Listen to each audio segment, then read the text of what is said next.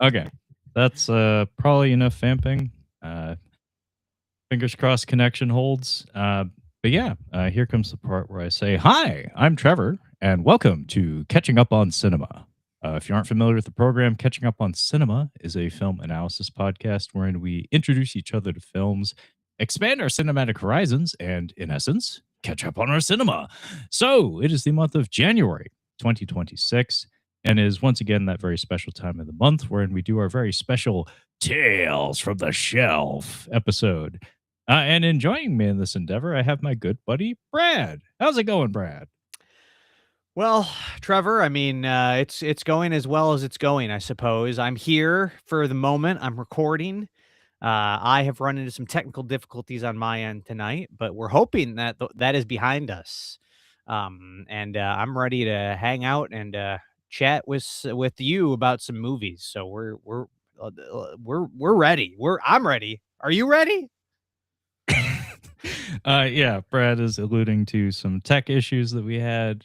We've had some connection issues, people dipping in and out of the call and whatnot. So if Brad or myself abandons the call at one time or another over the course of this episode, don't panic. We're skilled enough, I hope, that we can vamp and keep things rolling. We'll figure it out. Thank you for joining me today, Brad. This is always one of my favorite things that I do every month. Um, every month we try to have a unifying theme guiding the discussion. And this month, Brad actually had the pick.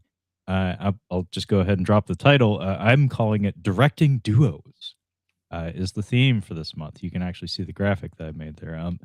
So the idea here is we're going to be talking about the movies that we own. You may have noticed in the background of our respective webcam feeds, Brad and I own quite a lot of movies. DVDs, Blu-rays, and 4Ks and whatnot. We're not so much into the retro scene, not so much into the VHS, the Beta, and the Laserdisc and all that, or the 16 millimeter, 8 millimeter, all that business. We're more contemporary physical media guys. Every month we like to get together, and this show is our excuse to share some stories about our respective collections. And this month we're going to be talking about movies that have been directed or were directed by more than one person. Now I decided to have a little bit of fun with that because that's my shtick. That's what I like to do is take the common interpretation and give it take it for a ride. Oh, here we go. Here we go. So I do have some legit picks. I have two piles, Brad. So I have the legit pile, and then I have there's some nuance going on there pile. So bear with me. I'll be sure to announce what variety I'm sharing when I'm sharing it. But as is customary, I'm going to do my hosting duty here and say, hey, Brad, how about you lay in the path of the oncoming bus and be the first person between the two of us to share your first directing duo pick? Well, I would love to do that, and I will do that. And I'll start with, maybe an obvious directing duo, an obvious pick, one that is near and dear to my heart. You could say that the whole reason we're here is because of this directing duo. You could say that. And I'm talking about the Safdi Bros, the Safdi Brothers. And the reason you could say that they're the reason we're here is because Trevor, correct me if I'm wrong, but I believe the first thing we ever recorded was a review of Uncut Gems on my show. Is that correct? Yeah, I think the story goes. I think we found each other on Reddit or something of all places. Yeah, I reached out and I think I made a post and I said, "Help, SOS, help! No one will review Uncut Gems with me." And I was like, "This is gonna get 2 responses." And I have to say, I think I've told you, I was like, I was shocked at how many people were willing to just jump in and say, I'll do this strangers podcast, sure." And I went through a very extreme vetting process, and I threw out a lot of the bad apples, let's say. No, that makes it sound like they're bad people. No, just some people were just not up to snuff. I just listened to their show and I said, this is not the vibe. Some people they didn't sound they were their mic sounded like trash, or they sounded like they were trying too hard, or they sounded like they were too trying to be too astute. You know what I mean? Like they weren't like in a fun, casual sort of way. And I listened to Catching Up on Cinema, and whatever episode it was, this guy was making Nicolas Cage impressions 5 minutes in, and I said, "This could be the guy. This could be the guy." And he was the Trevor was the only one to get through that vetting process. So happy to be here and happy to have you on board. Yeah, happy to be your buddy. It's kind of funny that like I'm like picturing you listening to our episodes and being like expecting Kyle, and then have me show up. And you're like, "Fuck, it's the wrong one." No, no, no, no, no. I think I knew going in. Not that Kyle. I mean, I would have been happy with either of you guys, but Yeah, you've talked to Kyle before. yeah, yeah. So no, but yeah, that was very cool. And I don't think there was any rhyme or reason behind Uncut Gems being our first review. It was just kind of the hot movie at the moment. And I said, would you be game for this? And at the time, I was like, I don't know this guy. So if he says no, then he's done. So, bye, you're done. So I'm very glad you said yes. I'm glad I did too, because hey, we've been at it for many years at this point, Yeah, and I'm yeah. really, really glad to have met you. I didn't realize it involved tryouts without me really knowing, but that is a hell of a thing, actually. Like now that I think about it, like the process of reaching out to people on across the internet and like kind of like getting a feel for their voice or their Mhm. work or their vibe or whatever, and it is kind of like running tryouts or Yeah, something, where yeah. it's like like trying on a pair of pants, embodied by a person that speaks into a microphone. Mhm. I'm glad the pants fit. But Oh, anyway, absolutely. Uncut Gems, yeah, that was the first collaboration between Brad and I. So I'll give you Yep. the single again, and you can get back to your first pick here, Brad. So yeah, I'm a big Safdi. I'm a big Safdi softy. I am a fan of their films. Now, I will say I have this Criterion release of Daddy Longlegs, which is an early movie of theirs. And I actually have not watched this one yet. It's I need to check that out. But Good Time was my introduction to them with Robert Pattinson. I still I need to revisit Uncut Gems. I have not checked that out in a while again, but I really do like Good Time, and I might go the against the grain, and I might say that's my favorite of theirs. Out of their three more mainstream ones that I've seen, Good Time, Uncut Gems, and Marty Supreme.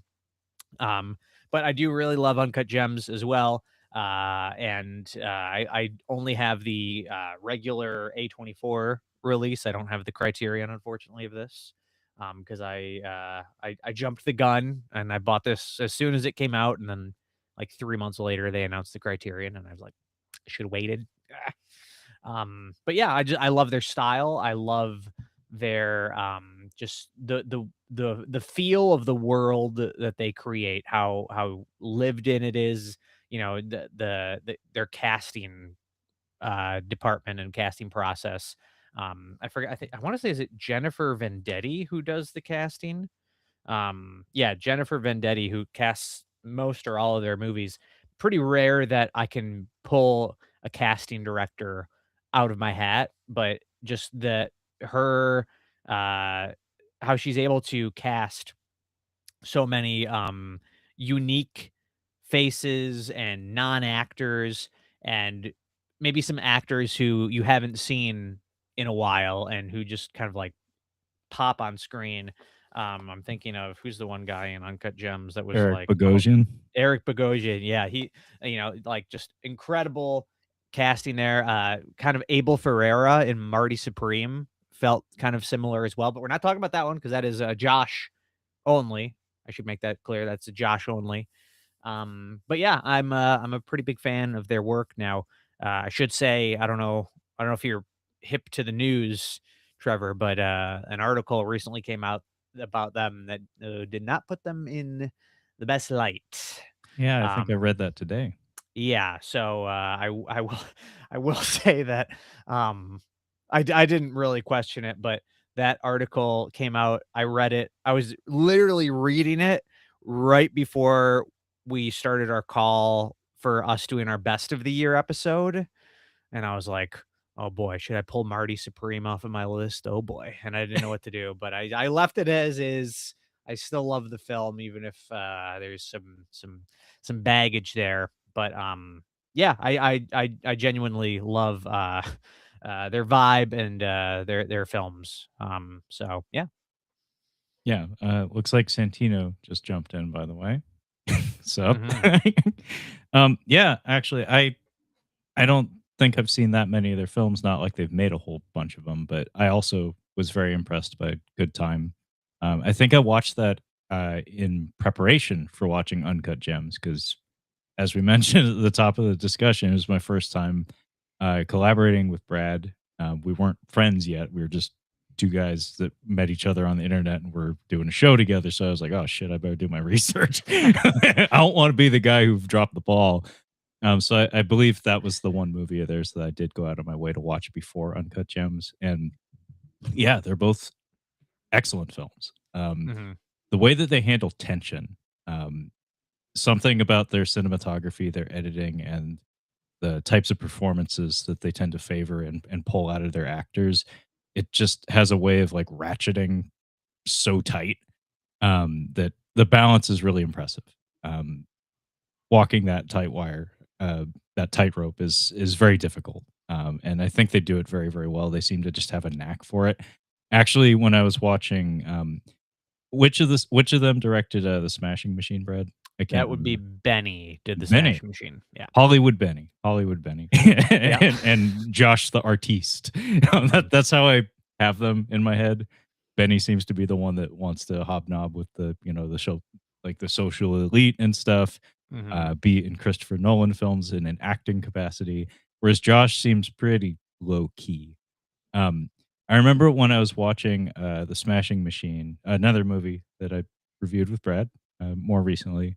Um, I remember watching one of the many like parlor scenes, I guess, or whatever, where it's The Rock and Emily Blunt yelling at each other, basically, and I was like, the fuck kind of childhood did these Safdies have? Because Yeah. that's what I see when I watch some of their movies. It's just there's a lot of domestic drama, Hmm. just a lot of relationship, a lot of relatable familial drama kind of stuff.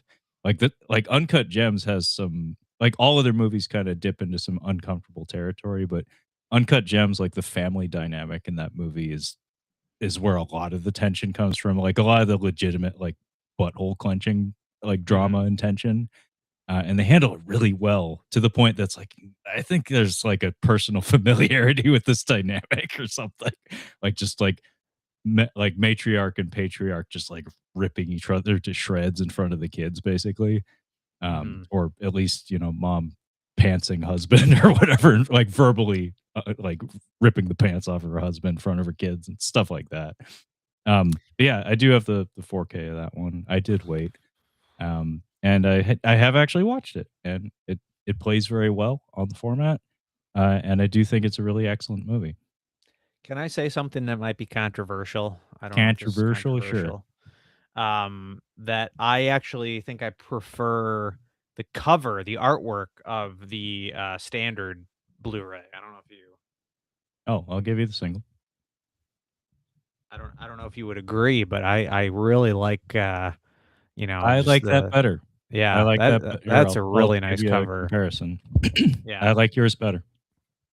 So, I mean, obviously the criterion would be the better release, but I feel like this captures the vibe of the film better.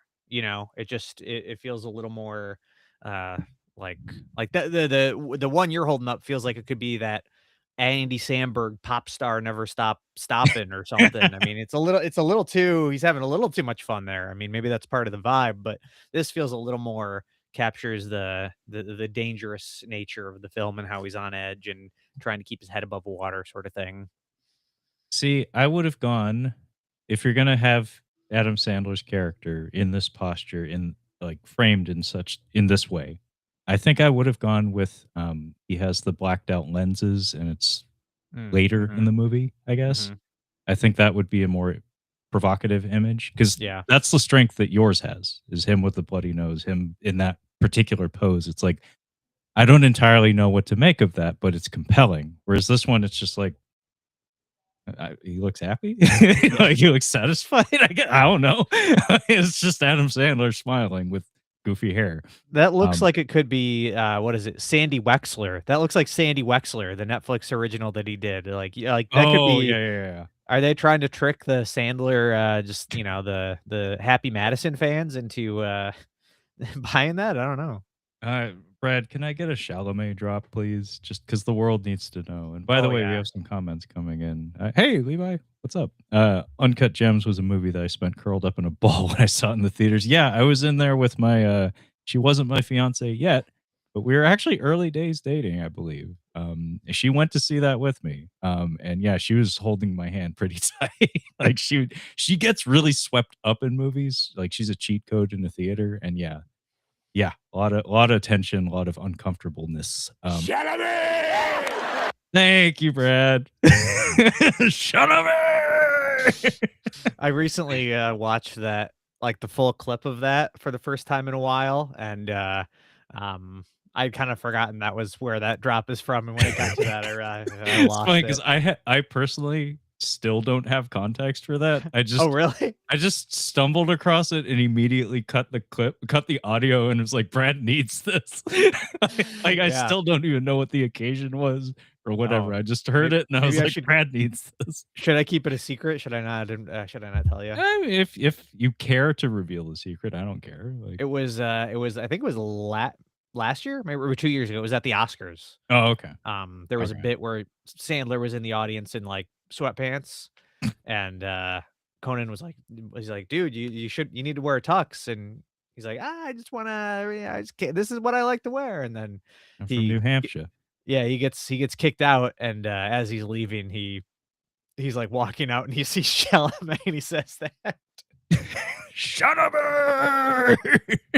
And yeah, Santino's right. This does look like one of the like if you adjusted the background, like you know exactly the DVDs that I'm alluding to, like the best of Will Ferrell or the best of Chris Farley or the best of Adam Sandler. If you change the background and added color to the photo, it could work as one of those SNL compilation I discs. I even think it looks like when they're on SNL and they, like, return from break and they have Oh yeah, yeah, an yeah, yeah. image of the host in, like, kind of a weird pose and Yeah. they're Uh, Levi also contributes that also that photo was a promo shot used by A24 in this neat newspaper style promo, weird as it was used for a full fold out poster. So you could have Adam Sandler as a bad person on your wall. Oh, nice, Yeah, I'm nice. sure that's what all the teens are doing these days.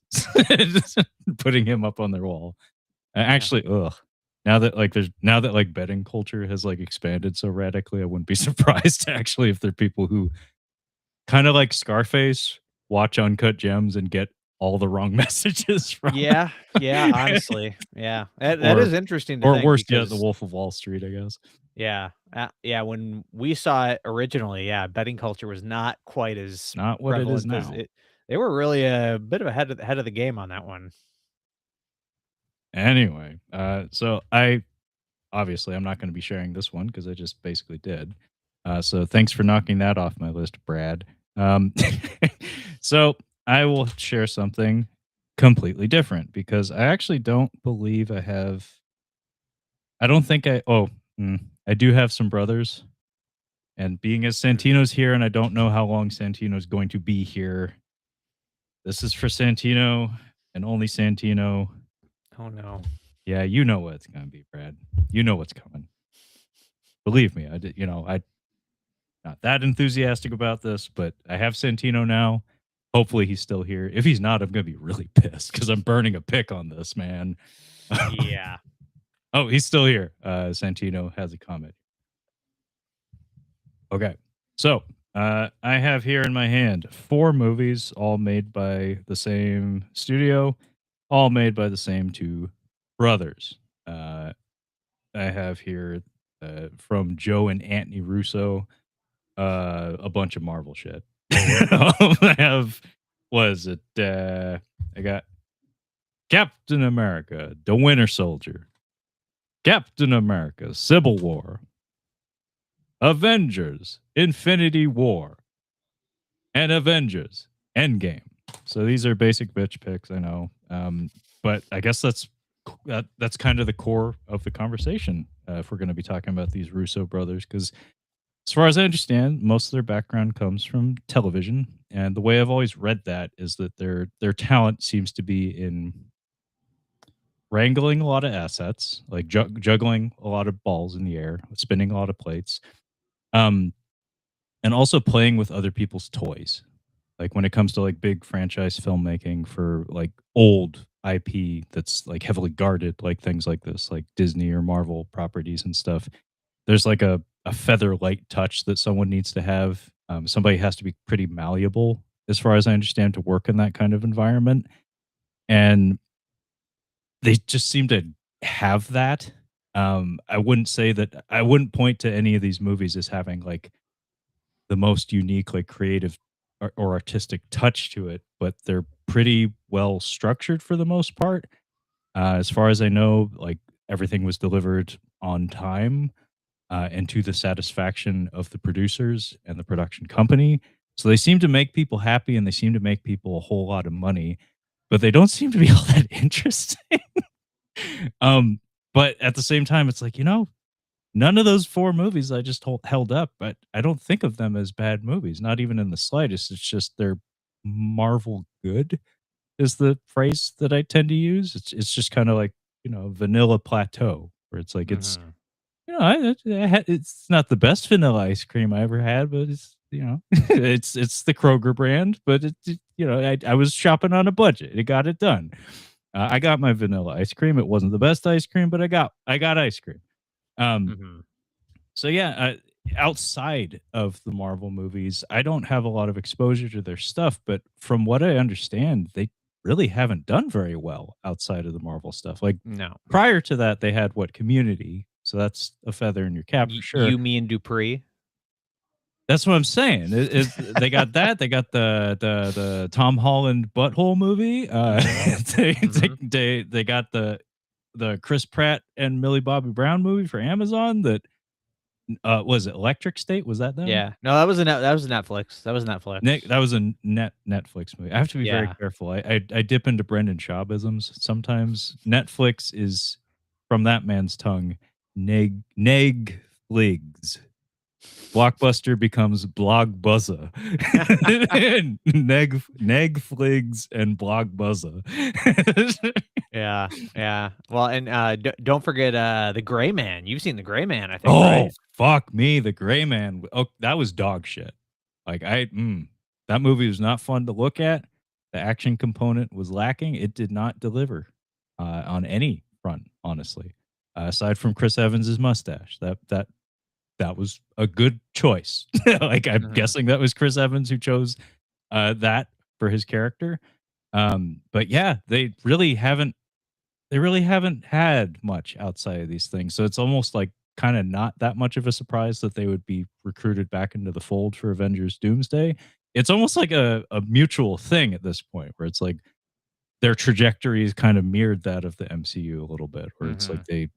MCU has kind of been on the downward trend a little bit. Like they haven't had any disasters or anything as far as I know, aside from maybe that second Captain Marvel movie that was pretty bad. Um, so they're trying to right the ship, and it's like, well, why not get those guys back who made us all that money? Um, so we'll see what comes of that. But yeah, really, the only reason I'm sharing this is because Santino is in the room, and because they're the only brothers I think that I have in my pile today. Levi comments that I would argue that so light of a touch leaves characters largely static by the end and reset them at the beginning of the next film. Both are a long-standing consequence of TV style narrative. Wholeheartedly agree. Then again, this is a long-standing issue with comics in general. Yeah, people like people like the things that they like. They like change, but returning to the status quo is almost like an expectation in the world of comics. And that's what's crazy about the MCU thing is that it has gotten so long in the tooth that it basically really is comics now. Mhm. Where it's like we are to the point where it's like, but I want my old Captain America back. It's like, Yeah. what happened to the guy with the blonde hair? I liked him. It's like, why is there a black guy with goggles? That's not Captain America. It's like, fuck. Yeah, that's yeah. that's just the way of things. They want their action figures to remain pristine. People don't like change. People don't like change. I mean, they like novelty. They do like I think people do like novelty, but they want it they want it to come back to what they have, like, crystallized in their mind as, like, correct or right, I guess. Mhm. Um, I mean, there's always exceptions to all these things, but yeah, anyway, that was the Russo brothers. Apparently, they fucking suck outside outside of directing Marvel stuff, but, I don't have a I whole would lot of argue enthusiasm for them. But all I those would movies I just held up are pretty decent movies. They're pretty good, actually.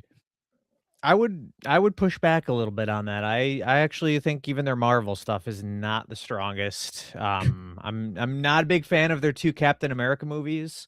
I do think their Avengers movies are better, and I do quite like the last one, but, also would say, though, most of what I dislike about the last one is like stuff that would fall on them, like visual issues and directorial choices. It's more just the 12 years long setup or whatever that kind of paid off that um helped it out. But yeah, I don't think they have the sauce. It's kind of a thing where if you give someone a cut of a fillet, a raw fillet steak, you really got to mess up you basically just have to turn the grill on and you're okay. You just basically, don't walk away for an hour and you're fine. You just don't burn it to a hockey puck and you're good. So as long as they can do that, they're okay. But yeah, I don't think they've got much in terms of visual style or anything No. like that in their back pocket.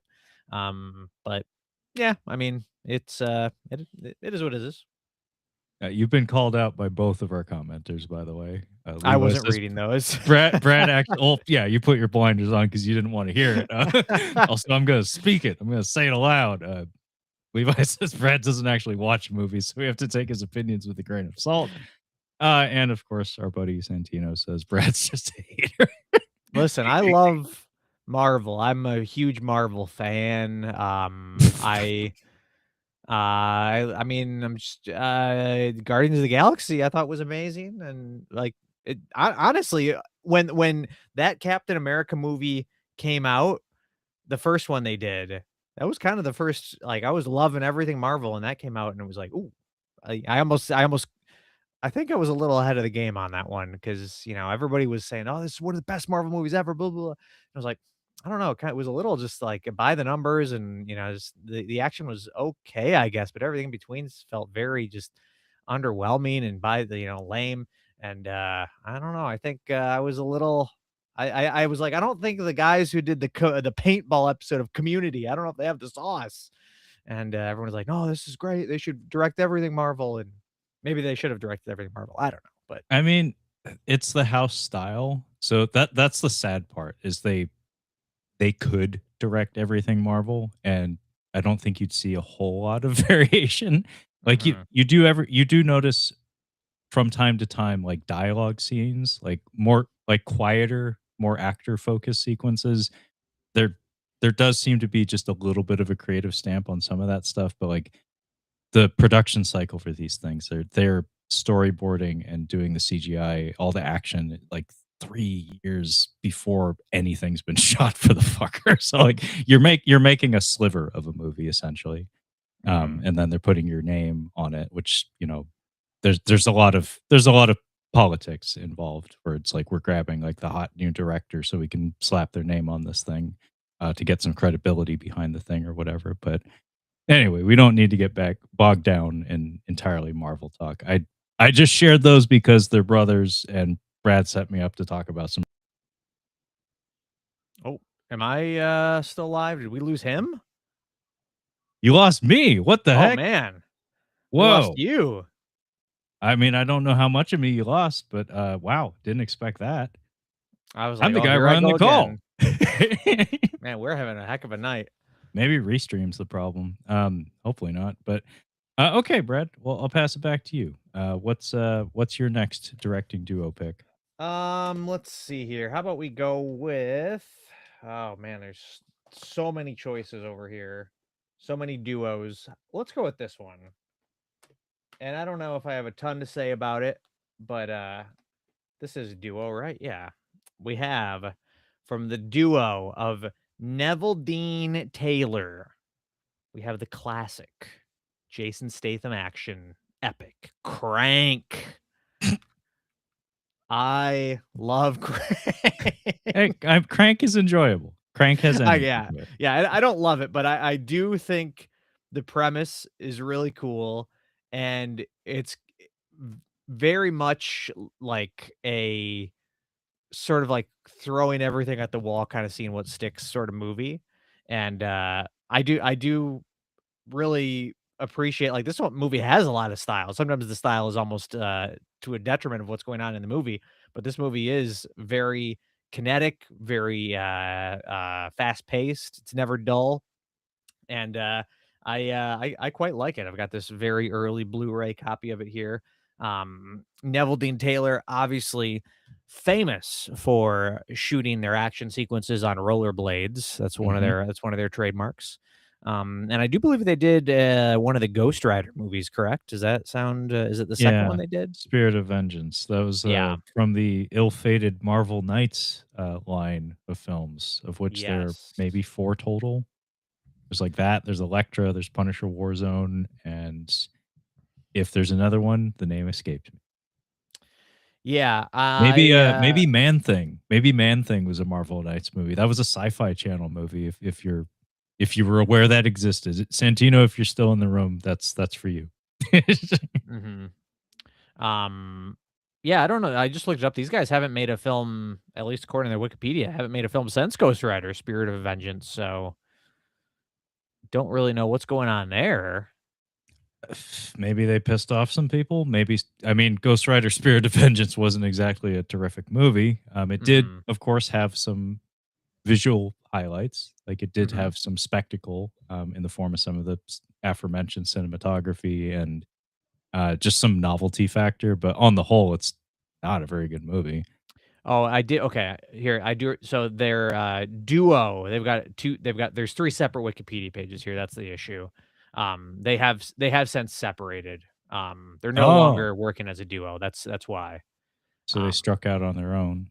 yeah, which I get. That's another interesting thing that to bring up is that a lot of lately, and I guess just, with these guys as well, duos branching out and doing their own thing, which I guess I can understand because if you're a filmmaker and, it's even weirder, I guess, when it's a brother thing, like, I still the Cohen brother thing really kind of mystifies me, but I can understand where you would wanna branch out and sort of maybe do your own thing and not be tied to, another person as sort of your legacy, but it is interesting that it seems to be happening kind of with every duo, the Farrelly brothers, Safdies, the Cohens, Neveldine Taylor, it happens a lot. It has been happening a lot, which is interesting. I could be wrong, but wasn't From Hell, wasn't that a duo also?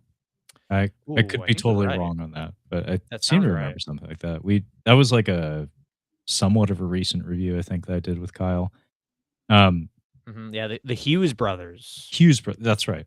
I mean, hey, that's a next edition of the show kind of thing. Maybe Brad, we can do like one half of the duo directing kind of scenario, or like movies that we have that are directed by former duos, or like former Mhm. halves of a duo, or something. I don't know. I wonder if there's just anything, just in terms of the movie industry that is caught like because yeah, the Hughes. I just looked up the Hughes brothers. They split up as well. Yeah, I remember Um, reading that.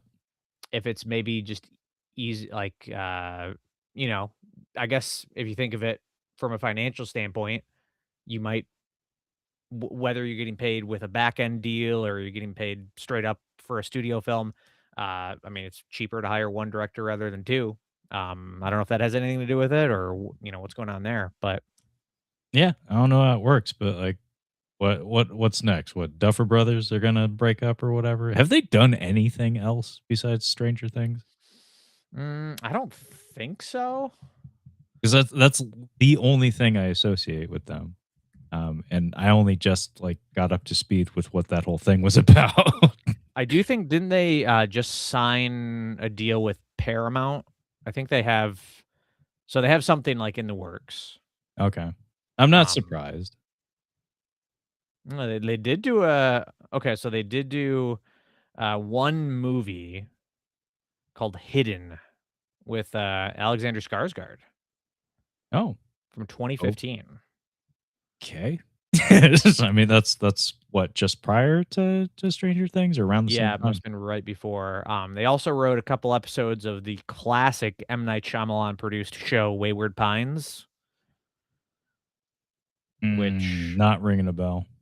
you're not a Wayward Pines fan? I love Wayward Pines. It's one of those titles that's like it just sounds like a half dozen other things that are probably not at all like it. Yeah, it's, I Shelby yeah, Oaks, something like yeah, that. yeah. Silent Hill.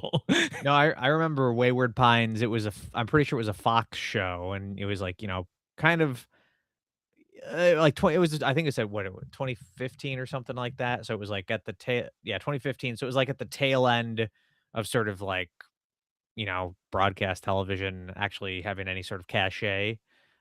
Maybe even it was a little past that, but I remember it had Matt Dillon in it. Like pretty good cast actually for a Fox, show.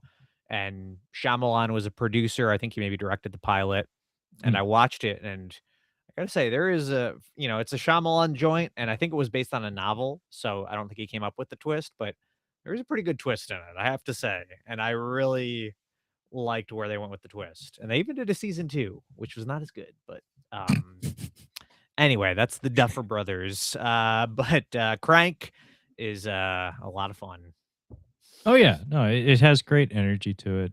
It's a high tier Jason Statham actioner. Because what's always been funny about Jason Statham is like as an action lead, he's always kind of had the goods. Like he is very good at like improvisational comedy and stuff. He's a pretty affable guy as far as I can tell. Mhm, He's pretty quick, and he just has his brand of charisma that generally, if it works for you, you can watch any of his movies and you'll get a little bit of that. When it comes to the action component of things, he can move well. He's often worked with some really talented stunt coordinators and people along those lines, stunt players and whatnot. But I don't know if he has like a philosophy of say yes to everything or or like a shit agent or something, but he makes a lot of garbage. And it is like Santino actually mentioned, Jason Statham is the Steven Seagal of this generation. As far as I know, he's not an alleged bad person like Steven Seagal. But more importantly, I don't think he has the ego, or at least publicly anyway. I haven't seen evidence of him having the same kind of ego as Steven Seagal. Because the thing with Steven Seagal is that the reason why he was making shit ass movies and has made shit ass movies in more recent years is because he burned so many bridges because he was an asshole. Because he mhm, was a huge asshole with a gigantic ego. Whereas Jason Statham, again, I don't know much about the man personally, other than like he was an Olympic diver or something prior to being an actor. Um, he seems to have his lane and he seems to do it pretty comfortably. But by the standards of like traditional like large scale like Hollywood filmmaking, like he's never been like an Arnold Schwarzenegger or like a Sylvester Stallone. He's been kind of like a direct to video bargain bin guy, and that just seems to kind of work for it. He's like a slightly elevated Scott Adkins, which is mhm, funny because yeah. they've actually fought each other in The Expendables 2. And I guess Jason Statham he did have a conversation with Scott Adkins and said basically he did the Hulk Hogan thing where he said that doesn't work for me, brother. As as in you can do your flashy kicks, but I'm gonna really fuck you up at the end. Mhm, Apparently there sound like there's some fun stories from the set of that one. yeah. But yeah, Crank I would put as like a pretty high tier by his standards, honestly.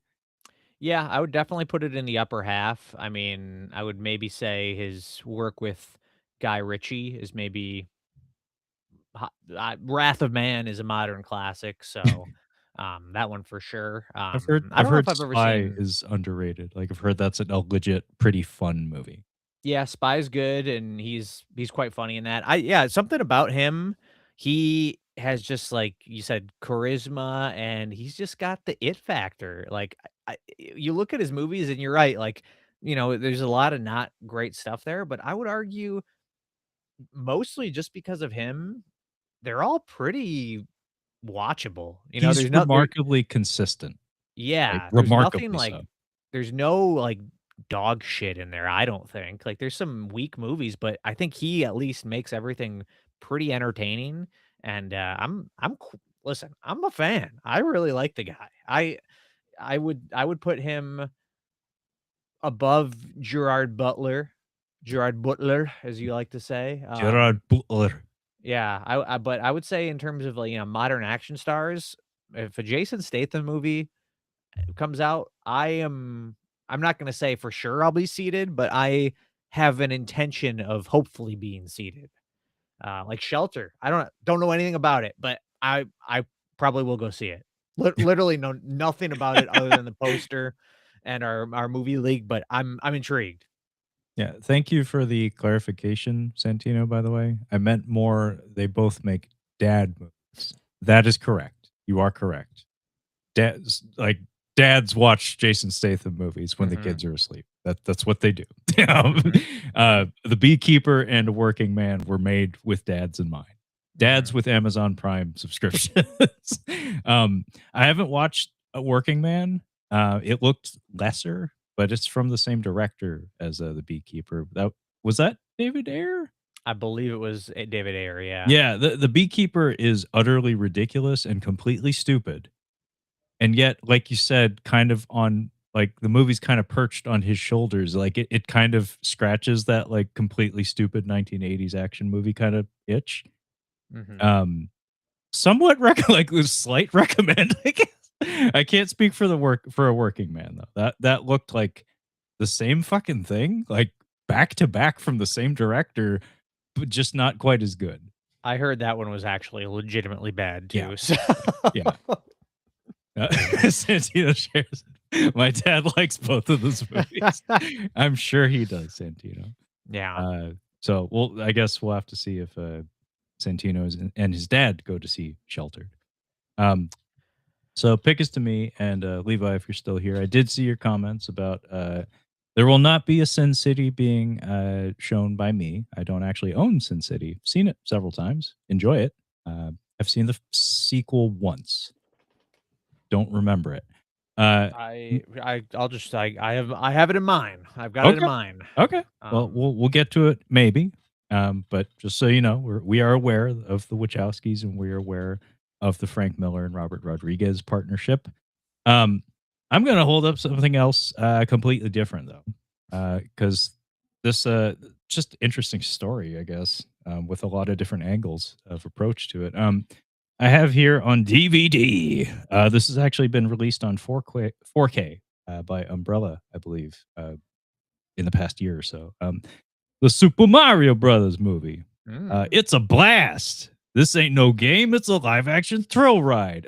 So this is the Super Mario Brothers movie. This is, I think, one of the first, if not the first, official video game adaptations, like actually based on a video game property, to feature film anyway in live action from the U.S.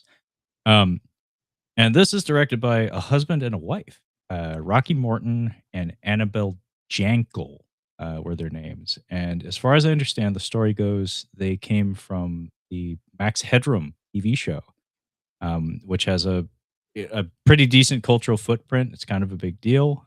Some really fascinating like aesthetic charm and editing techniques incorporated into that one. It's a very distinct product, especially for its time. Like it feels very much like a product of its time, but it stands out among a lot of stuff that was coming out at the time. Anyway, they were hired for their visual sense, as far as I know. Only problem is the script was being rewritten constantly, and this movie was produced under the auspices of the Nintendo Corporation, who are notoriously litigious and also protective of all things Nintendo. Mario is their golden goose. So they were bullied quite a lot, as far as I understand.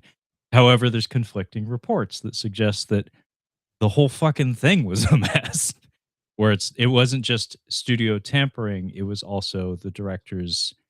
There are some parties that argued that there was incompetence on display. Hmm. Um, it's a little bit of a chicken and egg kind of thing, where it's like who knows if maybe that incompetence was bred from frustration or apathy after being pressured so much. I have no idea, but there's a lot of stories about the making of this thing.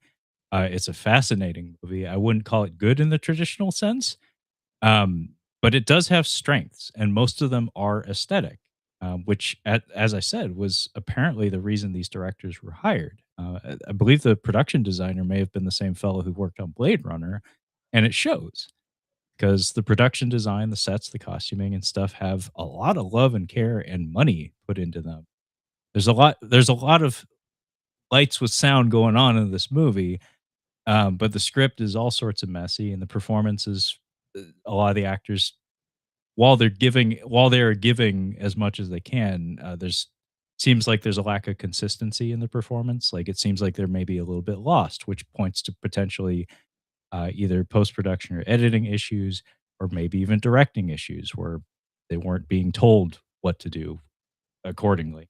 But anyway, this is a duo, like I said, husband and wife, and that's I think the only case of that I have in my collection. So I figured I may as well show it off.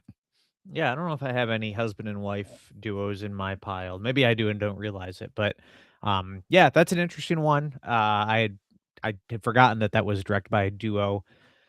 It's kind of interesting to compare it to the animated Super Mario Brothers movie that came out recently because it's almost like two complete polar opposites. One is, you know, definitely a mess, grotesque, but at least it's kind of like it goes for it. You know what I mean? There's like an attempt at something really kind of unique and not what you would expect. And then on the other side of things with the animated movie, you just have, the most safe, bland, exactly what you would expect for one of these movies kind of thing. And, which one is better? Well, it's kind of, I guess it would what you would prefer. I think the live action one is at least more interesting. I wouldn't say it's better, but it is at least interesting. And it's kind of thing where it's like I actually kind of like and appreciate how grotesque it is, but I can also acknowledge like why would you do that for this movie? You know what I mean? Like in terms of making a movie like what this is supposed to be, that seems like a horrible choice. And the only people that it would appeal to is like maybe somebody like me, but I don't know. Yeah, I mean, this is the same guy who's had Monkey Bone, like on the back burner for years now for Mhm. your podcast. Is that right? Mhm. Yeah, oh yeah. Yeah, it's been hyped up for a while. Yeah, Brad has his own podcast, the Cinema Speak podcast, and occasionally, not all the time, but occasionally you do retro reviews. And I do know that Monkey Bone has been one that has been threatened, like every once in a while. Is that a Bobby pick? Yeah, it's one of his favorite movies, and I've never seen it, so Okay. it's get a full review at some point. It's just kind of like a matter of when. It needs to be a very special occasion or something. I don't know. Yeah, absolutely nothing has to be in theaters at that Yeah, moment. yeah, Like, it's the last resort. It's the only movie that exists that Brad has not reviewed. mhm, That Henry Selick, I think, did that one. mhm. It's goofy. It's weird. It has Cool World vibes, if you get the reference. But uh, the Super Mario Brothers movie kind of also has Cool World vibes to it. It's like, this is perhaps a bit too much whimsy, perhaps a bit too much creativity, but it was the style at the time. And like you said, at the very least, it is fascinating.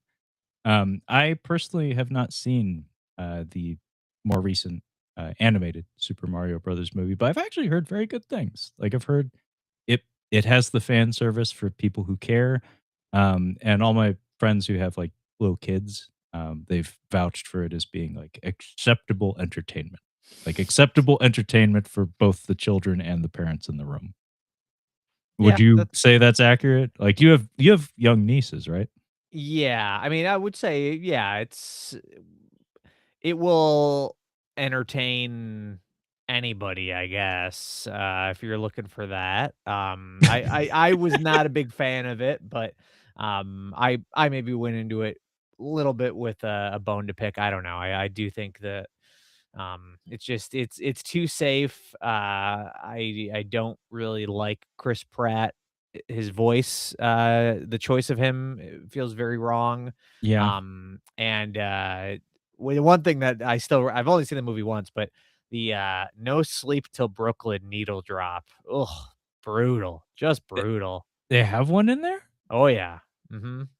So, like, in the past how many years, how many times has that been done? Like, Too many. Star Trek did that, Star Trek Beyond, I think, had, at least the Beastie Boys was on the film. I don't remember Yeah, exactly well, I which know one. the Oh, first Star Trek Sabotage. It was Sabotage. Sabotage was in the first Star Trek, I know that, and I think they reused it in Beyond too, is that it? Yeah, Um, maybe I'm just thinking Beastie Boys then. but Guardians of the Galaxy Guardians, 3 yeah, Guardians had it, definitely.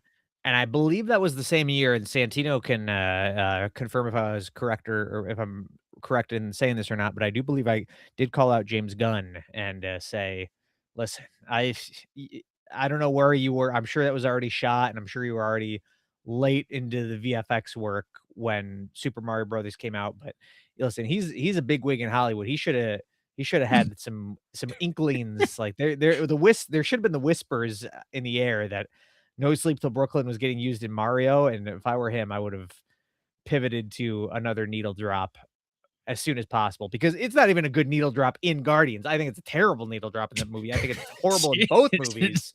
But, like, listen, if to reuse it and it's so close, it was just, terrible, terrible. I'm picturing the lawyers being like, pulling out the papers and, like, looking up and be like, "Are you sure? Yeah. Like, are you sure? Are you sure? Because once we put pen to paper, you're locked in." Yeah, is it Columbia or Sony or Warner, whoever owns the Beastie Boys catalog, it should have fallen on them. They were like, "Hey, James, listen, we just I don't know if you know this, but we just licensed No Sleep Till Brooklyn to the guys making the Super Mario Brothers movie. Are you sure you "Are wanna you use it in sure? Guardians?" You sure?" Yeah, I don't actually know which one came first, but parallel thinking, Brad, that's the excuse, parallel thinking.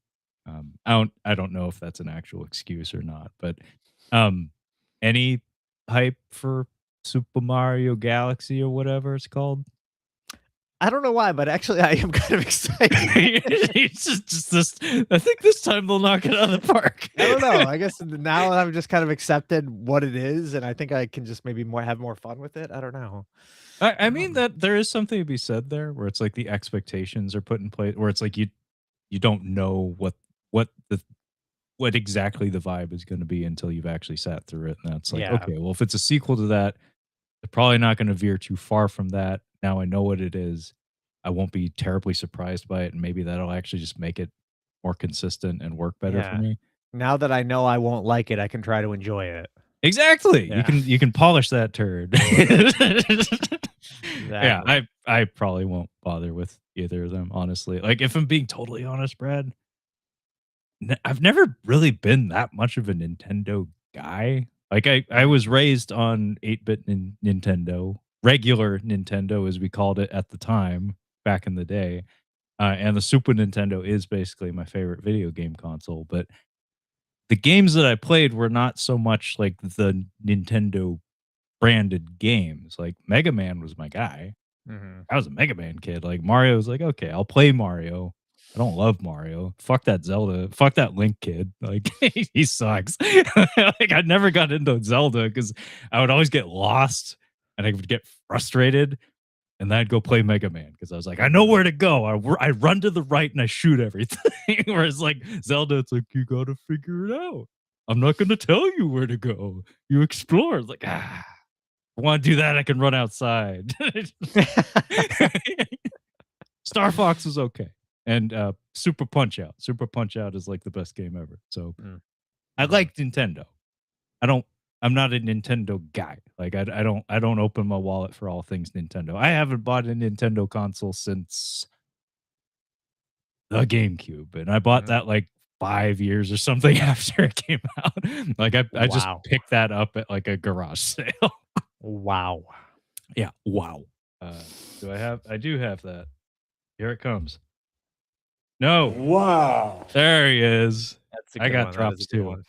one. Star Fox 64 is still amazing, says Santino. I agree. That's a very good game.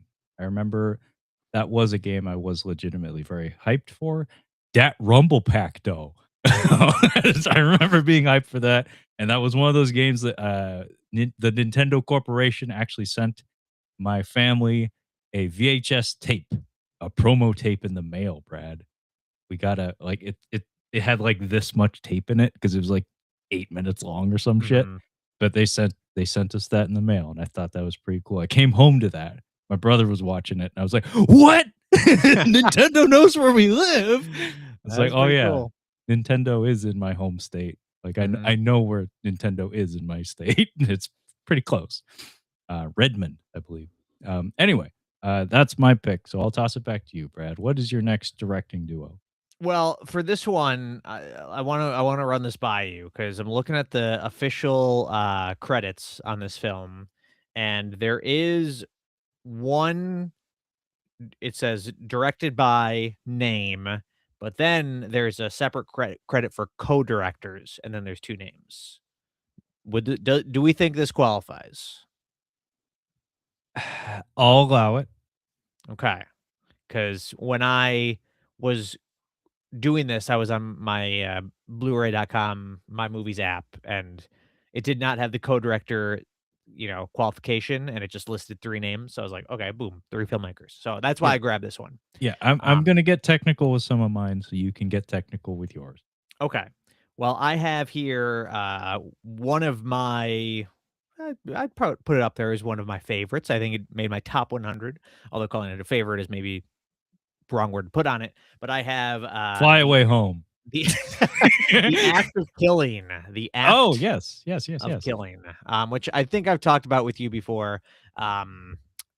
It's a documentary directed by Joshua Oppenheimer, but here's what I love: co-directors. It's very small here. Christine Sin, I believe, and then other co-director anonymous. I love that. That is amazing. And reason is because this is a downright dangerous piece of filmmaking. It is about I want to say is it Indonesia? I want to say it's Indonesian, right? I Um think so. I yeah, haven't so it's seen it. basically this movie where the director and co-directors, they go into this country and go to these men who are older men now, they're elderly, but they were men who basically led these, death squads in Indonesia and killed just, uh, dozens, if not hundreds of people. And they go in under the guise of they are sort of like getting these guys to remake some of their favorite films, essentially. So they have these guys who are these, evil, evil men, dressing up in like old-timey gangster outfits and recreating scenes from their favorite movies. But basically, they're doing this as sort of like to slip in under the radar and sort of actually film these guys who, normally if you were saying, okay, we want to film a documentary about you and you being an Indonesian death squad leader and murdering all these people, they wouldn't be for that, but they kind of, trick these guys into doing this.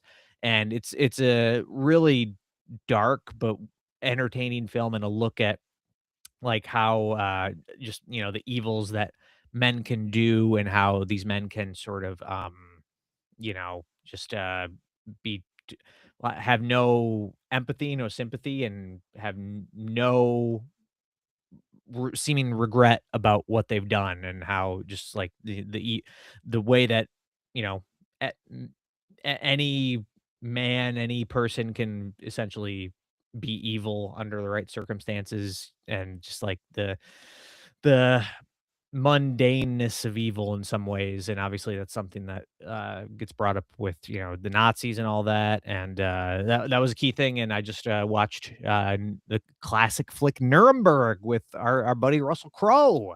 Was one of the main ideas in that movie. But yeah, just very disturbing and creepy, and just an all-timer ending, one of the best endings of any movie ever. The kind of thing where it's like, if you're a documentary filmmaker and you see this happen, you got to be like, this is amazing. I mean, Like this is it's the the film right here. Like, yeah, it's the Ed Wood. This is the one they're gonna be. They're gonna remember me. yeah. But yeah, just really, really interesting and totally unique documentary.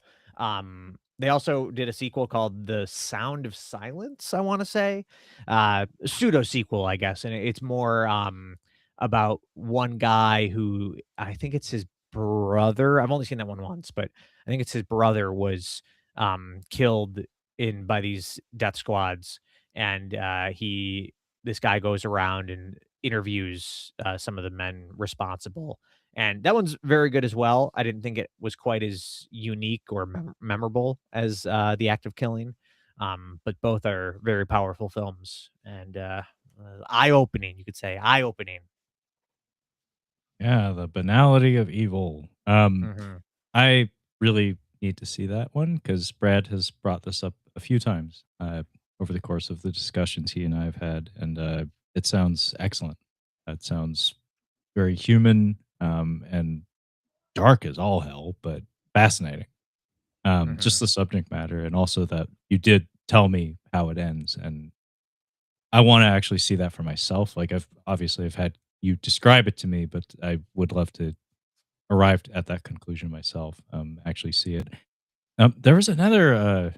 There was a docu series that you turned me on to. Also, I don't remember oh, the name of it, are you but thinking of the Jinx? yeah, Yeah, yeah, yeah, that's a definitely similar ending for sure. yeah. Like from the way you described it, anyway, it sounded like it's interesting. It's like yeah, think like The Body Keeps a Score is the name of a book that lives in my living room. Mhm, It's about trauma and about how things like that can manifest physiologically. And I have seen that docuseries. Like I said, Brad actually is the reason I watched it because he told me about it and it sounded very compelling. And yeah, you see it where it's like, wow, mhm, so that's what guilt looks like manifested on a physical level. Like, holy mhm, shit. yeah. Um, Did you watch, the 2nd season of that by chance or just the 1st? um, 'Cause they what did do a follow-up in the last year or 2. oh, maybe, probably not, but maybe. I don't recall.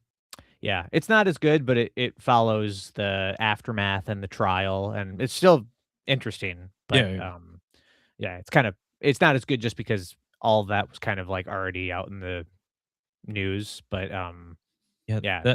that happened to me with the Nixium cult, Mm, docuseries, mhm, where the first season I found very compelling, and then the second season is more about the legal aspect of the aftermath, and it's like, mhm.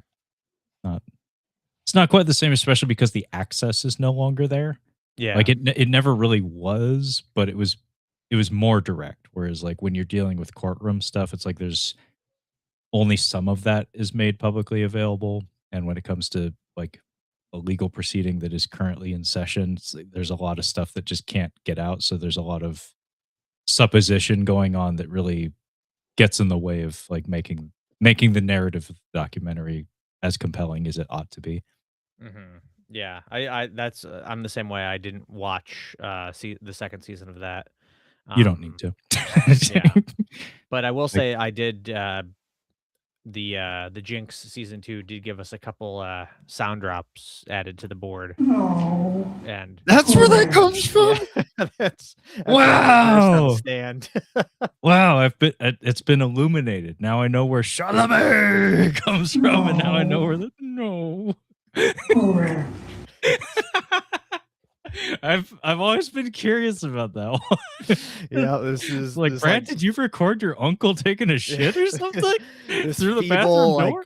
golem on the stand, correct, so. Yeah, I mean, he physically, as far as I could tell, like, really just fell apart. When everything fell apart, so did his body, kinda. Mhm. Yeah, yeah, yeah.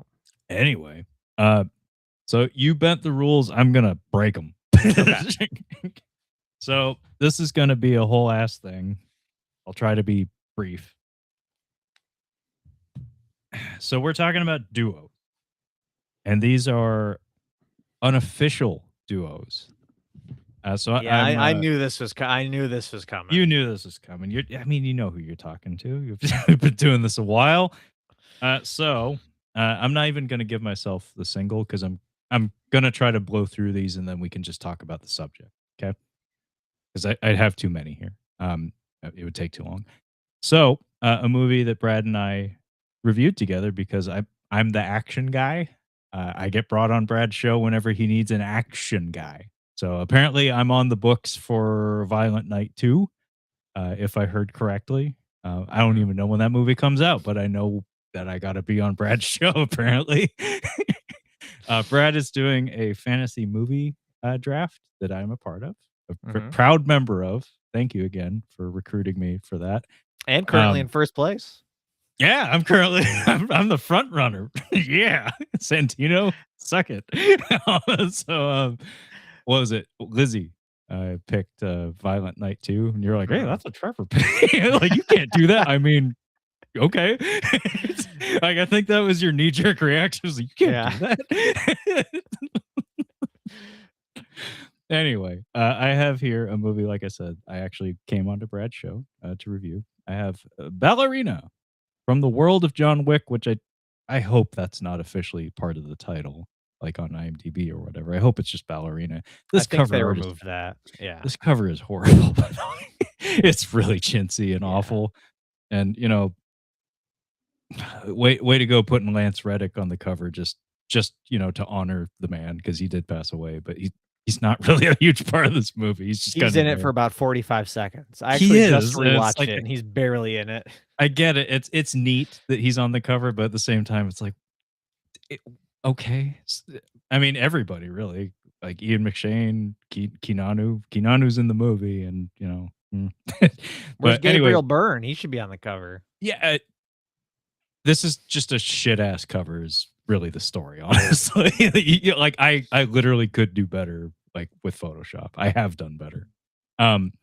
The story behind this, the reason why I'm talking about this right now is Len Wiseman's name is on this film, but there's lots of rumors suggesting that Chad Stahelski ghost directed this film, or at least did a huge amount of reshoots for it, which is kind of the subject of all the stuff I have set aside here. Fuck, that's too many. So there's actually a man, Brad, who's going to come up many times here in just a second. We have some comments, though. Santino says, not until Godzilla comes out in fucking November. Until then, you can suck it, Santino. Still mad at that guy. Levi says, it's really chintzy and awful. Welcome to modern poster design. Yeah. They just don't care as much as they used to, because it actually used to sell the thing. Now it's like it just doesn't work that way anymore. Anyway, George P. Cosmatos, Brad. Ooh. Panos Cosmatos. Yeah. Highly respected, very creative filmmaker. George, his father, I don't know if he's directed a film, because I'm just going to run through it. We got Tombstone. Some people argue Kurt Russell may have directed this. Some people have even suggested the rumor that Sylvester Stallone directed this. Really?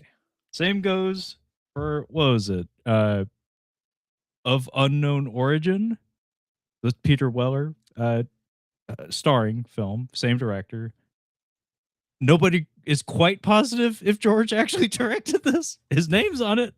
That is familiar to me, because you guys covered that movie, right? You did. We did a whole ass month dedicated to Peter Weller. I do kind of remember a whole month dedicated to Of Unknown Origin. To Peter Weller. Oh, okay. We did Buckaroo Banzai. We did Of Unknown Origin. I think we did Leviathan, and I think we did RoboCop 2. I made a GIF out of RoboCop 2, which I use very often, Brad. It's him doing this and saying, "I'm having trouble." It's the funniest fucking thing in that movie. But yeah, we did a whole ass movie dedicated to Peter Weller. Speaking of which, George P. Cosmatos may have directed Leviathan? Question mark? Is he credited on that one? Like these are Yeah, all he's credited. He's credited on all of these. But if you dig, there's rumors around like everything he's ever touched, suggesting he may not have. Same goes for fucking Cobra. Maybe. Actually, Stallone is a big part of why I'm talking about this. It's because in his heyday, Stallone threw his weight. I like Sylvester Stallone. Like I was a huge Rocky fan when I was a kid. He was kind of like one of my biggest heroes of cinema in my formative years. But in his heyday, he was kind of a bully and kind of a prick. As far as I understand, he tampered with or had influence over almost like every movie he made, almost every movie he was in. Even if he didn't officially direct it, he tried to direct it in some capacity. And Cobra apparently was torn to shreds in editing. Nighthawks infamously was supposed to kind of have like equal screen time between he and Rutger Hauer. And apparently Stallone put his foot down and said, "That doesn't work for me, brother." And as a result, it's a Hulk Hogan quote, but it can be applied to anybody with a big ego. Apparently he said, "That doesn't work for me, brother." And Rutger Hauer's role is considerably reduced. He's given less dimension. And as a result, the movie's kind of, it's not bad. It's just, I think it could have been way better. Because Rutger Hauer is an immensely compelling screen presence.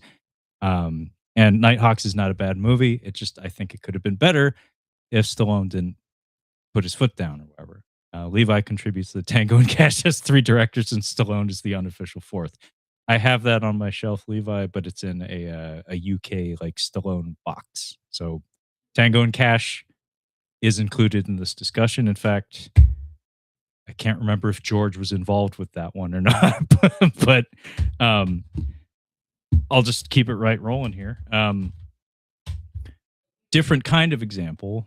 This is a movie called Special ID. This is a Hong Kong Blu-ray. This is a Donnie Yen starring film. And the reason why I'm talking about right now is because in the Hong Kong system, the fight director or stunt director is essentially like a parallel director to the film. Like they basically just make that portion of the movie whenever we're doing fight choreography. So it's almost like a specific honor, like when Yun Wu Ping or Corey Yuen or Sammo Hung works on someone else's movie, like directed by someone else. They basically are treated as essentially like a co-director just for very specific scenes in the whole movie. In Donnie Yen's case, he has directed feature films himself.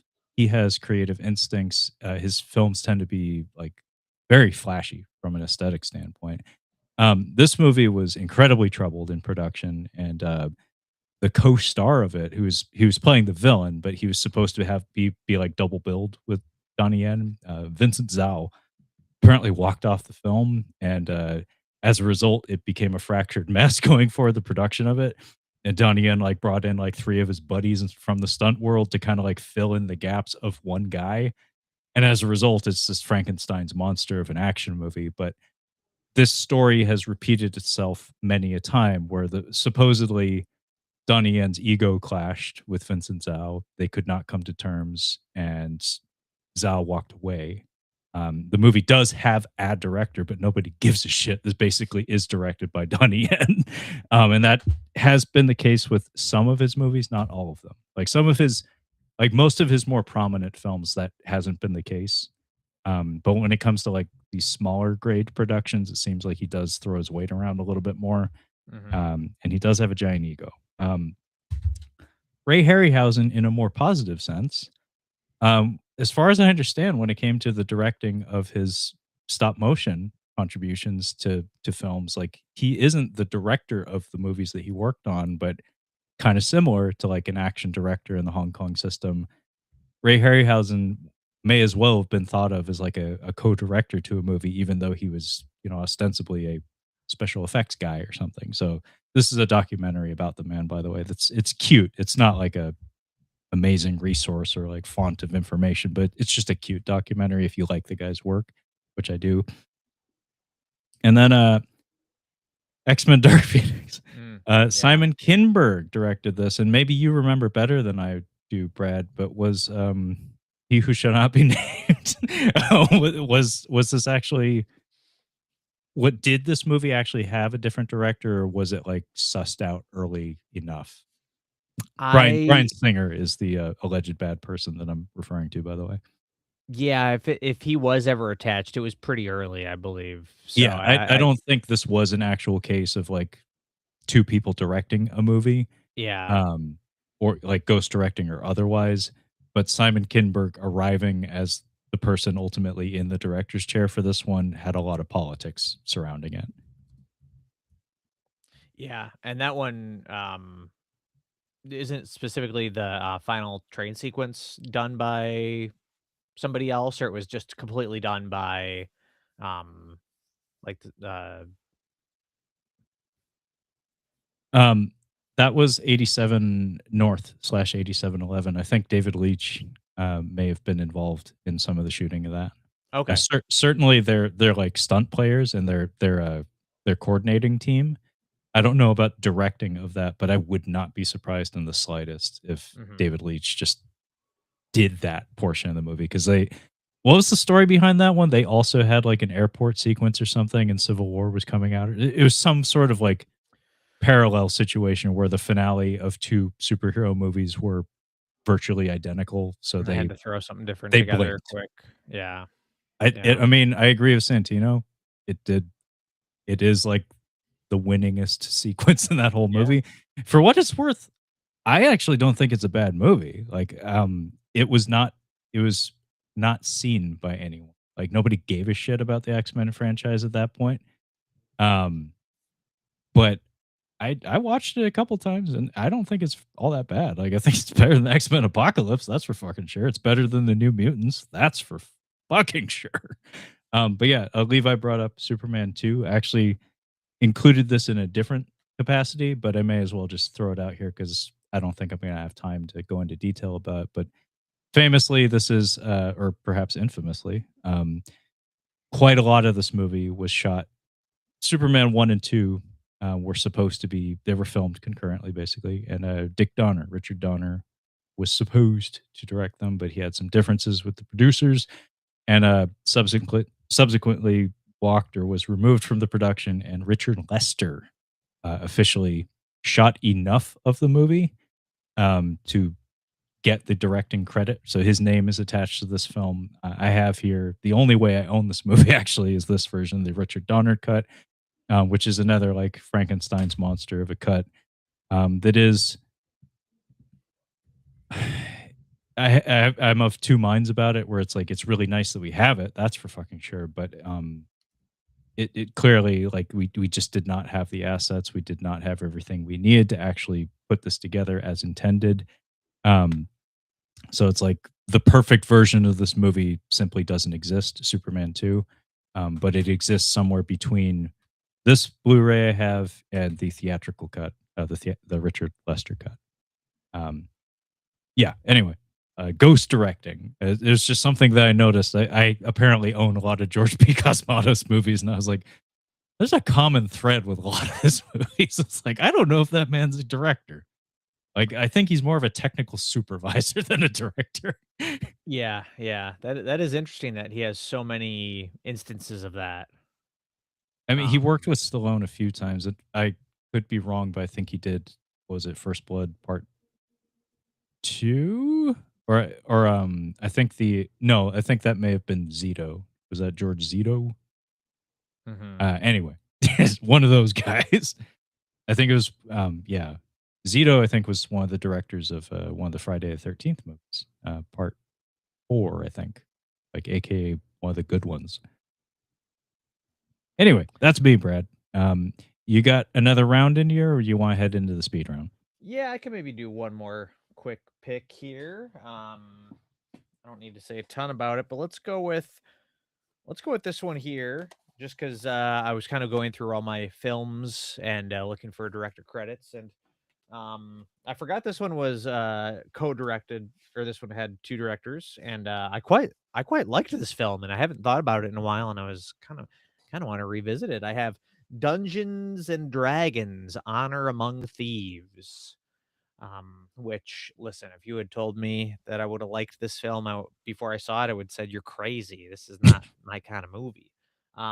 But yeah, I don't know, very fun, very watchable, and some like, it definitely has the stench of modern filmmaking on it in some ways, but like it has the stench of it, but done well. Like there's a lot of just, the you could like take this character from this movie and it's basically just doing this sort of type that is in every modern big budget action movie. And a lot of the humor is very, modern big budget action movie sort of thing.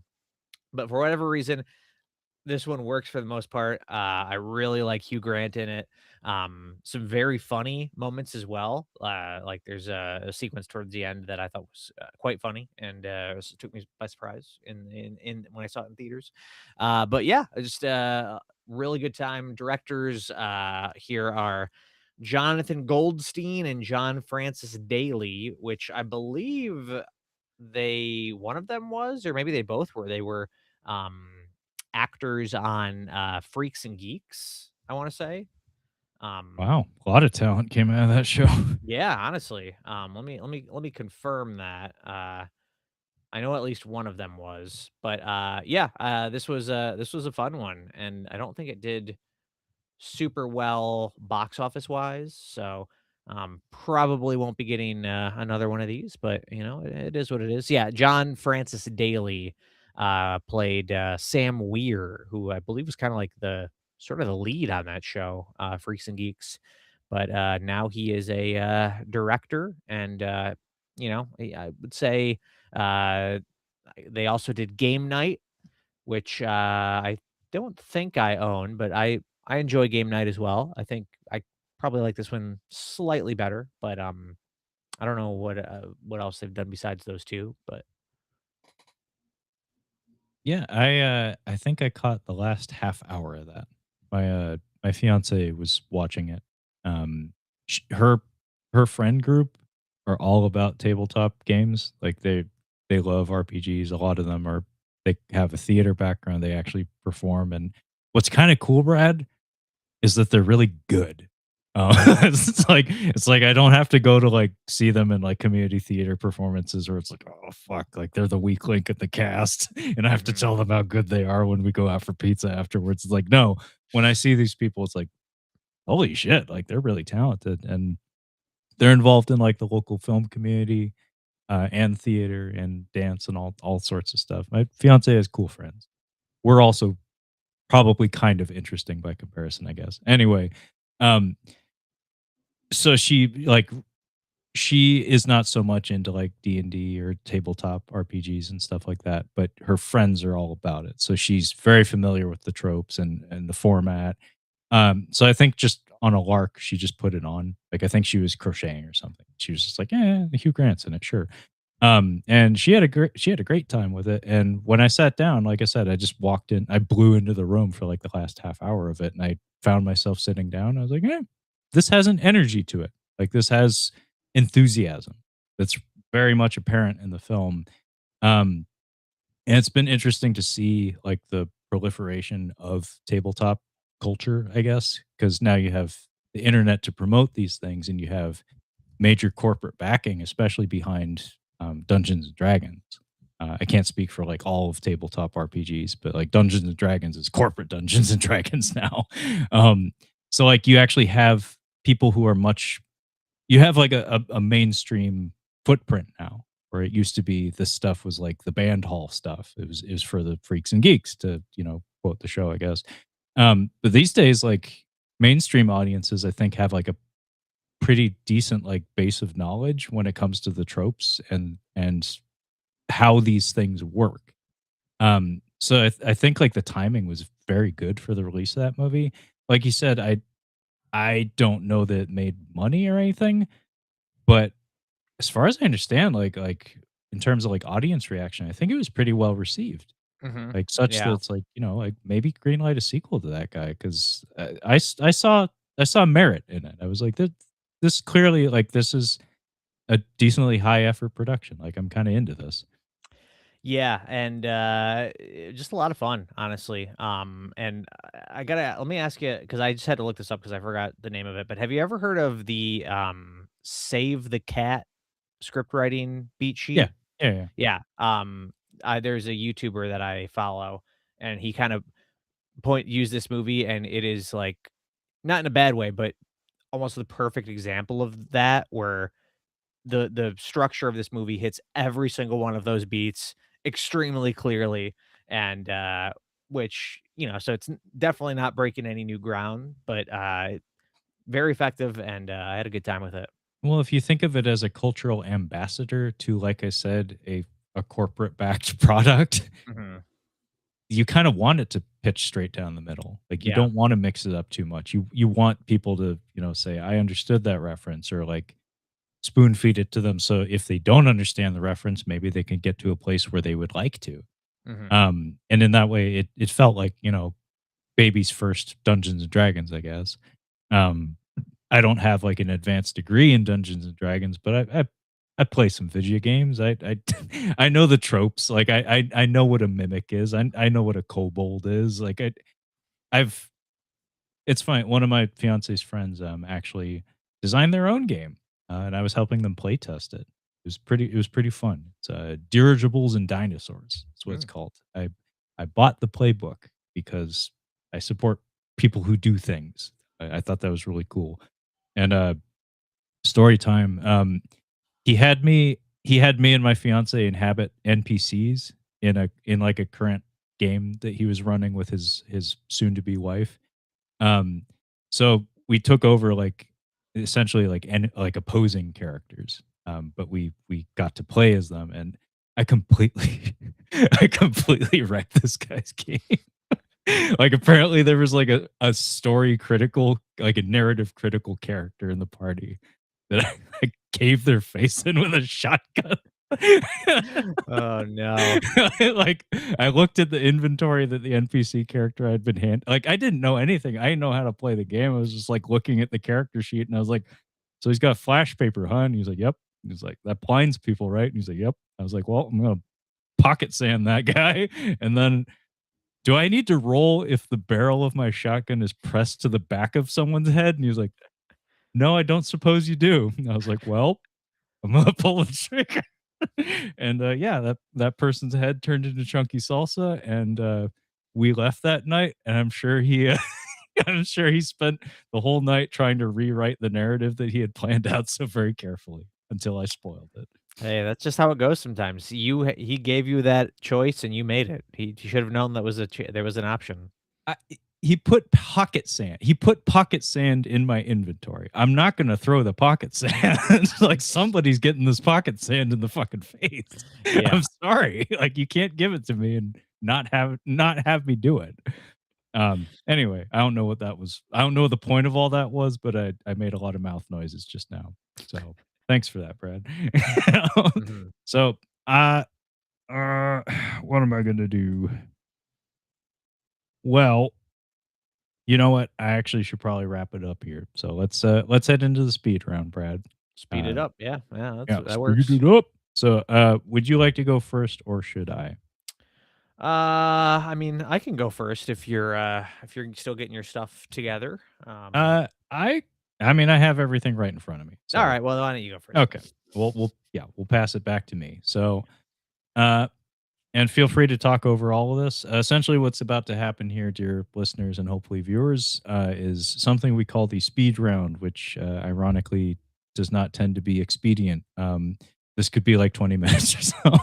Anyway, what we're going to do here is we're going to blow through our runner up picks, the things that we haven't had a that we won't have a chance to speak about at length or talk about at length. But we still want to show it and say a little something about it. So I'm just going to blow through everything that I set aside here. And Levi had actually asked about this one, and I'm sorry that we didn't go into detail about this one. But and yeah, Brad, feel free to pitch in any thoughts as they come up.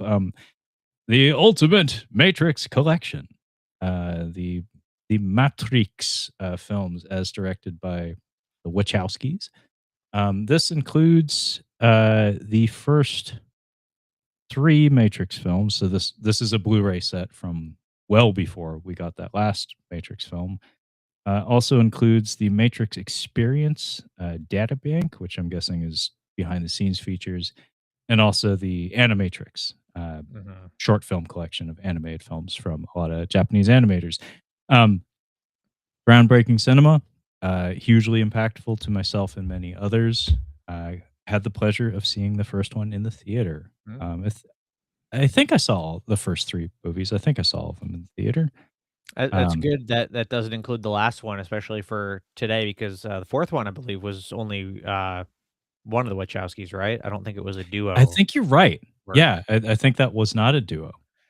Another example of, Yeah, the something's in the water. I separation don't of know the what's going duos, on. yeah. Yeah.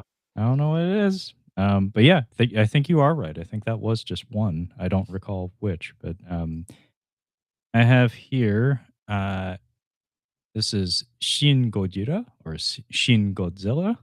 This is directed by Shinji Higuchi and Hideaki Anno. I had to look that up because, this director, Hideaki Anno, it kinda has the keys to the Japanese pop culture castles, plural, at this point. He's got his fingers dipped into Ultraman, he's got his fingers dipped into Godzilla, he's got his fingers dipped into Kamen Rider, and he's probably most famous for doing, Neon Genesis Evangelion, which I have 4 movies here. This one, this one, this one, and this is a beautiful 4K box for you can barely see it because it's white, but this is the 4th film. All of those Eva films, he co-directed with several other people. It seems to be kind of a thing that he likes to do. I mean, animation is a hugely collaborative process. Um, he got his start being like just a animator. I think he may have even just been a painter or a colorist. Um, so it doesn't surprise me that he would perhaps be more comfortable working in like a co-directing kind of capacity. Um, but yeah, interesting filmmaker for sure. I have also Captain Marvel, which is directed by 2 people who I could not be bothered to tell you their names off the top of my head because I don't know what they're famous for. Mhm. Um, and I have John Wick as co-directed by David Leitch and Chad Stahelski. Yeah. Now that one, they're not credited though, technically, right? Or am I wrong? I wanna say only one of them is It's technically credited credited. to Chad Stahelski, Yeah, but yeah, it's common knowledge that it was not a solo endeavor. yeah. I don't know exactly the legality behind it. I do know that you do need to do a certain amount of the job in order to earn that, singular privilege. Mhm. Um, but yeah, you are right. It is just his name on the box. It is just his name on the marquee, but, this is co-directed by co-founders of 87 North/ 8711. There's a really awesome documentary, for the whole franchise called Wick is Pain. Strong recommend if you're into the John Wick stuff. Um, but yeah, this is both of their first films, which is kinda neat. And also it's been interesting seeing their paths diverge because they still run that studio together, but their flavors are so radically different. Like Chad Stahelski is John Wick all the way, whereas David Leitch is Deadpool 2 and Bullet Train and The Fall Guy. Like his sense of humor is more silly. Like Chad Mhm. Stahelski clearly has a sense of humor. Like the John Wick movies have some straight up hilarious bits to them, but it's a different kind of humor. So it's just been interesting seeing the 2 of them like go to start with that and then completely go different directions. And I just have 2 more here. Um, I have Batman: Mask of the Phantasm, which is directed by Bruce Timm, and I actually don't remember the name of the other fella, but this is on 4K. It looks great. I say this every time this movie comes up. I had the privilege of seeing this in the theater with my brother and my cousin. I put my head down during the graveyard sequence because I got scared 'cause I was like 4 years old. I'm admitting that in a public forum, but I was like 4 or 5 years old, man. I was a little ass kid. It's all right. It's okay. You know, it was a graveyard scene. But yeah, this is Bruce Timm, and it wasn't Paul Dini, but it was some other person. So it's a co-direction gig. And then The Guyver from Unearthed Classics. This is on 4K. This is from Screaming Mad George, which is his name. He is a makeup artist. And Steve Wang. This is a co-directing thing. Steve Wang would solo direct Guyver 2, which many would point to as being the superior of the Guyver films. But this first one probably has the better makeup effects, which makes sense because Screaming Mad George, who has a fascination with goop, like mangled anatomy and insects. This very much feels like a movie directed by him. Also has a very campy sense of humor that doesn't really work very well, especially when paired with this particular property, which I find very precious.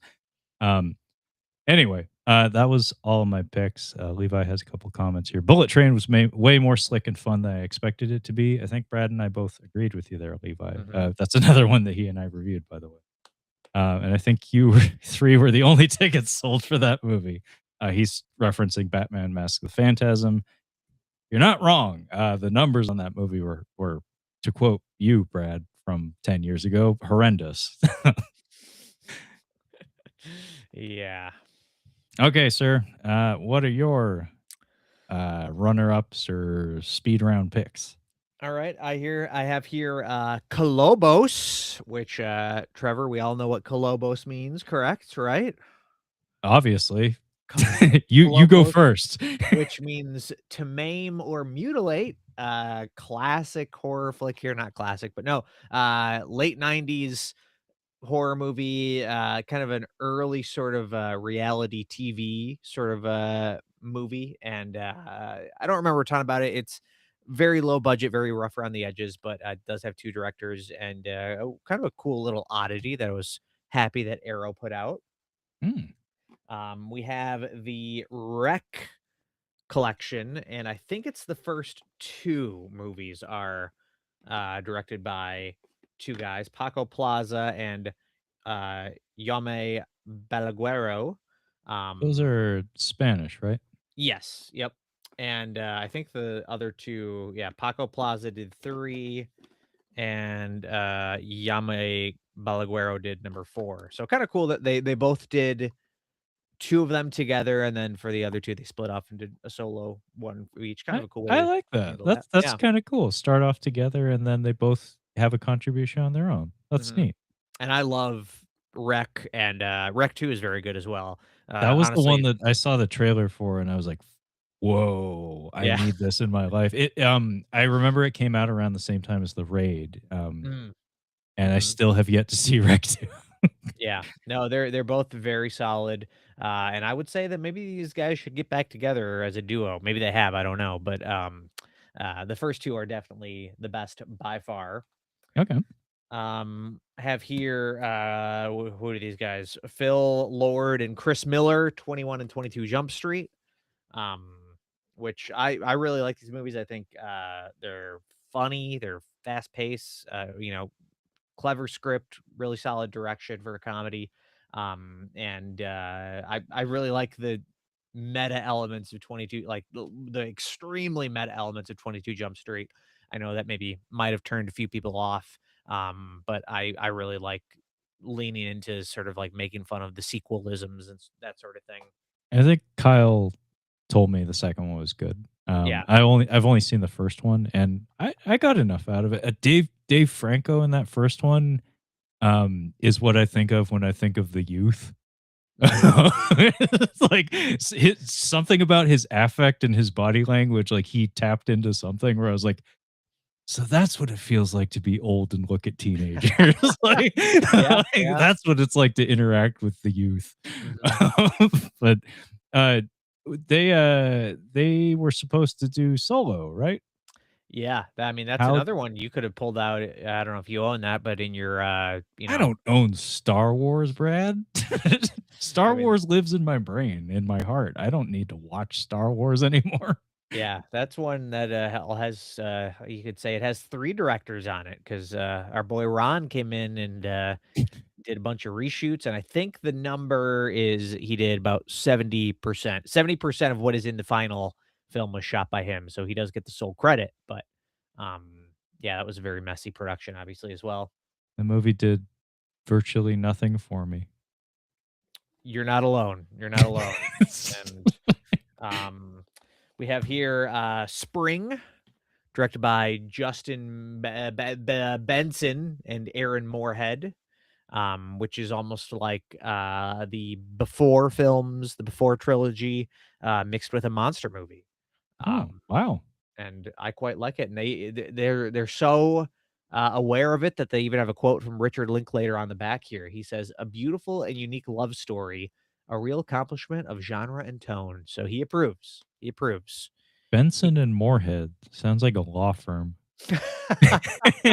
Yeah, they've continued to work. They actually have not split up, I believe, and they've continued to work as a duo. Um, I can't remember what any of their other movies are. Um, but I quite like the Endless. I saw that was pretty good. I don't think I Oh, yeah, saw yeah, yeah. Sonic. I've seen promos for that, and it was eye catching. I was like, that Yeah, looks fascinating. yeah, they did a segment in VHS Viral. That was the bad VHS movie actually too. So, Mm, but yeah, they're interesting sort of sci-fi horror-ish filmmakers that I'm always kind of intrigued by. okay. Um, I was always when I was going through this list, I was looking at animated movies, because a lot of animated movies have multiple directors. This one is no exception. This is Shaun the Sheep movie, directed by Mark Burton and Richard Starzak, and I really like Shaun the Sheep movie. Um, What's it? Is it Nick Park? Did the Wallace and Gromit or what? yeah, Uh, I'm well, I'm s- I'm speaking from very hazy memories because you're probably right. I've I seen those movies when I was a child. I remember Chicken Run was a thing. mhm, I was yeah. just curious because the style, like the character design, looks like him. Well, But I you think it's they're all Aardman movies, so I are don't okay. So know. it's from his studio, basically. Yeah, yeah. Okay. So I don't know. Yeah, he's I mean, Nick Park. You Jim said? Henson didn't direct all his movies, you know. In fact, Yeah. well, the ones that he did, I think, were almost all co-direction gigs as well. You said Nick Park. I think it was Nick Park. Yeah, he's an executive producer on this. Okay, So just checking. um, I quite like Shaun the Sheep. I think I kind of well, at least based on this movie, I prefer Shaun the Sheep over Wallace and Gromit, but I'm not an expert on either. Just saying. Um, we got my boys who only made one good movie, but they're still my boys. I have Scott Beck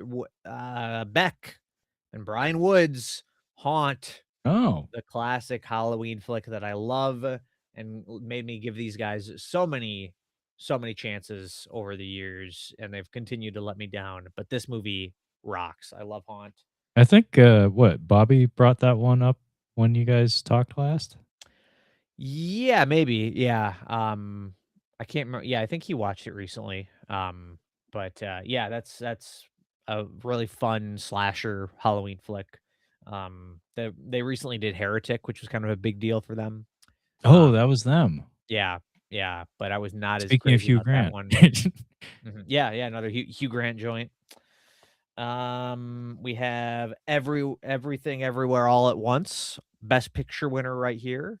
Who are these guys? What's their names again? Daniels. Yeah, the Daniels. Yeah, Daniel Kwan and Daniel Schreiner. Um, Sound like this Sean one, Connery. yeah, sure, sure. This one definitely, I liked it a lot on my first watch, and it kind of all clicked for me on the rewatch. This is one where the rewatch was pretty huge. Still Um, haven't seen it. Feel like a bad person. that's okay. I mean, it's not. Well, I mean, especially because the Marshall Club guys are in there, Yeah, and they're if you're not aware, they're a YouTube channel. They do like YouTube fight choreography and stuff, and they've been starting to worm their way into Hollywood a little bit, and that's probably their most prominent performance in a major film. So support, you know. I remember you said something to me of how he posted on Instagram a picture of him fighting with wha- was it a dildo? I want to say, Yeah, pretty sure. and you were like, "Did I see that right?" And I'm like, "Yeah, no, that's Yeah, right." that's in the movie. I have Sin City here, which Oh, there it is. if you think about it in some ways, you could argue that this has 3 directors because technically, there is, one scene directed by Tarantino as well, but obviously Frank Miller and Rob Rod are the main ones credited here. And I quite like Sin City. I don't love it, but, I really enjoy the style, and I think it's a lot of fun. Yeah, Um, yeah. He did the and Josh Hartnett scene, right? Tarantino? Or no, what oh, it's one of it the was the car. car Yeah, the sequence. car scene, I Yeah, believe. yeah, Yeah, yeah. yeah. It was the Um dialogue between Clive Owen and Benicio del Toro, I Yeah, believe. that's right. Yeah. This one here, let me double check, make sure this is a double. Oh my gosh, this has so many credits okay. For some reason, the written and directed by credit is at the very top of the credits on this one, but I have Bacurau, Oh, that's which the Brazilian one? I believe it's Brazilian, and it was a nice, pleasant surprise in the dry desert of 2020 of horrible films. Um, But yeah, The Year of the very Trolls World Tour or whatever. yeah, exactly. Yeah, I mean, to be fair, I loved this when I first watched it, but maybe if I rewatched it now, it would be maybe I wouldn't like it as much. But I like that movie a lot. And then finally, I have Scary Tales, an AGFA movie, uh, Yeah. SOV film, which does not list the directors on the back here. But from my research, it did say that there were 2 directors.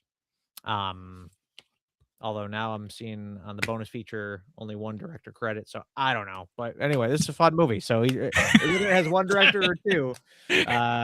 Check it out. Check it out. This is a cool, very, obviously low budget SOV, DIY horror film, anthology horror film. That's a lot of fun.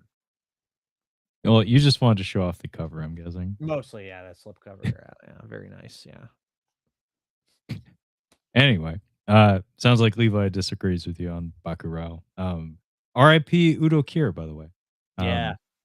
Yeah, that was pretty recent as far as I know. But yeah, I guess that draws to a close our discussion here about our directing duos or multiple director films.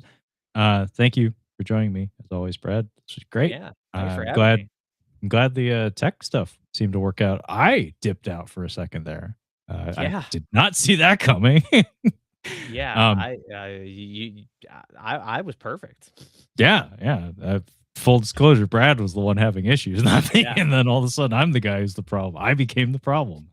Okay, so Brad, before we go though, would you care to let our listeners and hopefully our viewers know where they can find you and your awesome podcast?